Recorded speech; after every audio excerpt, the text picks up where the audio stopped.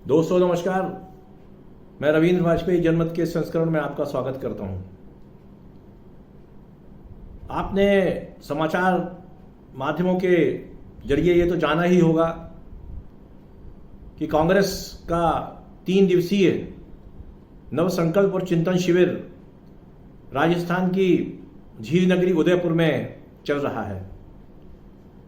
इस चिंतन शिविर का जो उद्देश्य है वो ये है कि बीते 6-7 वर्षों में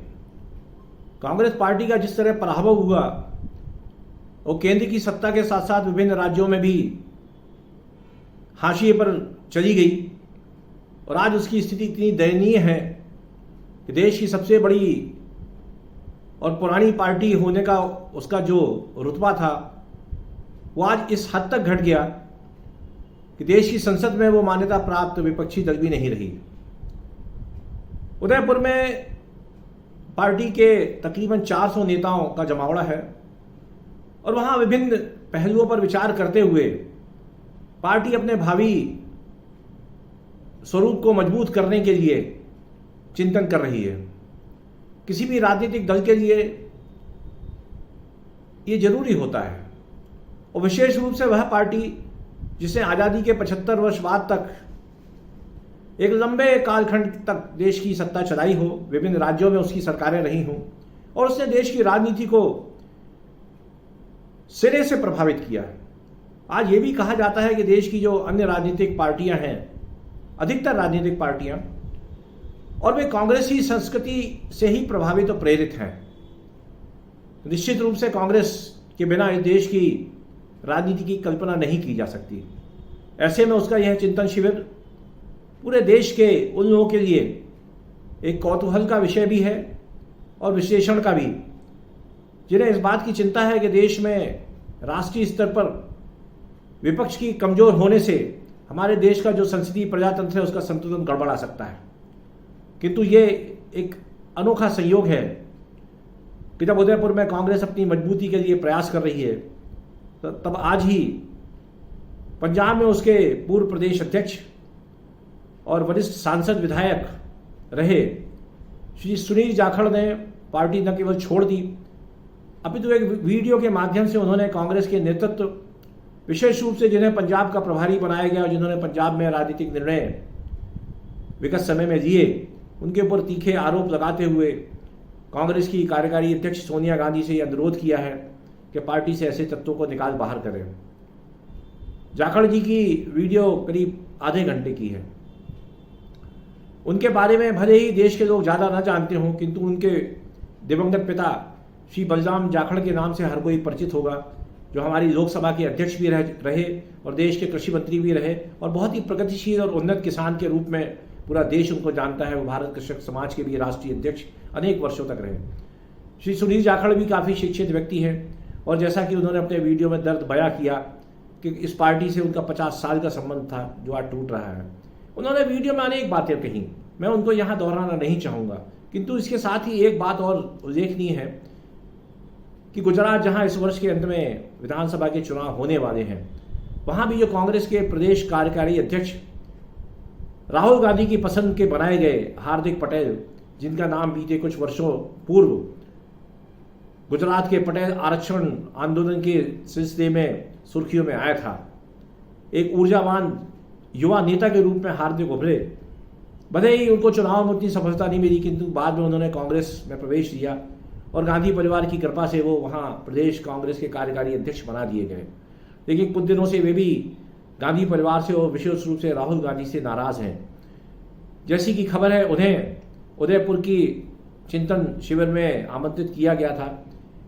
किंतु वे नहीं गए। और इसके साथ ही उन्होंने एक बात और कही कि राहुल गांधी से मिलने का वे वक्त मांग रहे हैं, किंतु उन्होंने कह दिया उनके पास अभी समय नहीं है, 15 दिन बाद देखेंगे। जैसी कि संभावना है हार्दिक पटेल भी संभवतः विधानसभा चुनाव के पूर्व ही कांग्रेस त्याग देंगे। वो आम आदमी पार्टी में जाएंगे या भारतीय जनता पार्टी में, ये तो अभी तय नहीं है, किंतु इतना तय है कि जिस तरह के वो बयान दे रहे हैं उसके बाद उनका कांग्रेस में रहना जो है कठिन नजर आ रहा है। इस तरह से पंजाब और गुजरात, इन दोनों राज्यों के 2 शीर्ष नेता कांग्रेस के ऐसे समय में जब पार्टी चिंतन शिविर कर रही है अपने भविष्य को सुधारने संवारने के लिए, तब इन दोनों नेताओं ने कांग्रेस के शीर्ष नेतृत्व पर जिस तरह के सवाल दागे हैं और उनकी आलोचना खुल करके वो कर रहे हैं, उससे लगता है कि पार्टी के लिए चिंतन शिविर जो है वो चिंता का शिविर बन जाएगा। सुनील जाखड़ ने जो आरोप लगाए हैं उनमें सबसे गंभीर ये है कि श्रीमती सोनिया गांधी की बहुत करीबी माने जाने वाली श्रीमती अंबिका सोनी ने वहाँ जिस तरह का बयान दिया था चुनाव के पूर्व कि यदि पंजाब में हिंदू मुख्यमंत्री बनाया गया तो पंजाब टूट जाएगा। श्री जाखड़ ने इसे लेकर के बहुत गंभीर रुख अपनाते हुए श्रीमती सोनिया गांधी से कई सवाल पूछे। प्रश्न इस बात का है कि एक तरफ कांग्रेस अपनी मजबूती की कोशिश कर रही है और दूसरी तरफ उसकी दीवार की ईंटें खिसकने की स्थिति बन गई है। हम मध्य प्रदेश की बात करें, राजस्थान की बात करें, गुजरात की बात करें, सभी राज्यों में कहीं ना कहीं उसके जो नेता हैं, विशेष रूप से युवाजन, उससे निराश होते जा रहे हैं। मुझे नहीं लगता कि उदयपुर के चिंतन शिविर का निष्कर्ष क्या होगा और उसमें क्या कांग्रेस उन जमीनी सच्चाइयों का पता कर सकेगी, उन्हें जान सकेगी जिनके कारण आज वो इस दुर्गति का शिकार हुई है। किंतु आज सुनील जाखड़ ने जिस तरह के आरोप लगाए हैं, यदि आप YouTube पर उनके वीडियो को सुनेंगे तो आपको लगेगा कि एक नेता, एक अनुभवी नेता जो अभी कुछ दिन पहले तक पंजाब में प्रदेश कांग्रेस कमेटी का अध्यक्ष हुआ करता था, नवजोत सिद्धू के पहले, उन्हें जिस तरह से हटाया गया और वहाँ जो चुनाव की प्रक्रिया में निर्णय लेने की जो एक टीम थी उससे उन्हें दरकिनार रखा गया, उससे निश्चित रूप से वो आहत हुए होंगे। लेकिन जब उन्होंने पार्टी छोड़ी तो इसके पीछे कहीं ना कहीं ये कारण नजर आता है कि पार्टी के भविष्य को लेकर भी काफ़ी निराश हुए होंगे। सुनील जाखड़ एक अनुभवी व्यक्ति हैं, उन्हें युवा तो नहीं कहा जा सकता, प्रौढ़ावस्था से भी ऊपर हैं वो, लेकिन हार्दिक पटेल युवा हैं। आज पार्टी के लिए ये प्रश्न विचाराधीन होना चाहिए कि उनको प्रशांत किशोर ने ये सुझाव दिए थे कि उन्हें पार्टी का चेहरा बदल करके उसको एक युवा